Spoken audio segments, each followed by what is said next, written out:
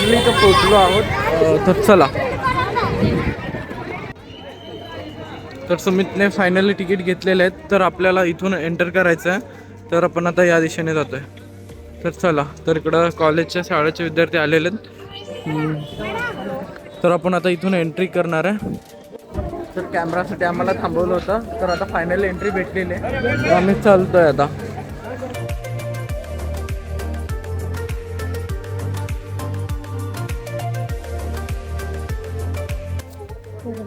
तर guys finally इथे येऊन पोचले.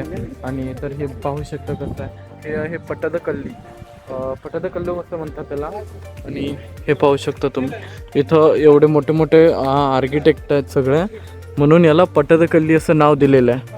आणि तिकडं ओमकार आणि हे शूट करतात. तर इकडं आपण शूट करते, तिकडं त्यांनी फोटोशूट करतात. तर चला, हे आहे मंदिर. तर गाईज आता आपण तिथून आलेलो आहे. तर आपण असंच इकडं जातो आहे.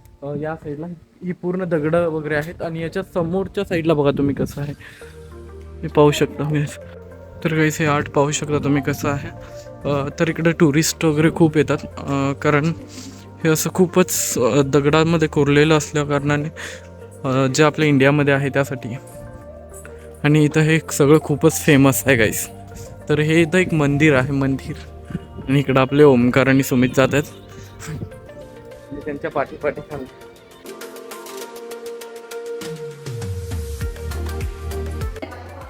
तो गाइस अभी हम मंदिर के अंदर एंटर हो चुके हैं. उस तरफ वो जो है वो एंट्रेंस दरवाजा है, और इस साइड जो है वो मंदिर है. आपको दिख रहा होगा, मैं दिखाने की कोशिश कर रहा हूँ. सो मंदिर है उधर. और हम इधर फोटो. तो ये देखो गाइस कैसे आर्ट बनाया है ये टाइप्स सब.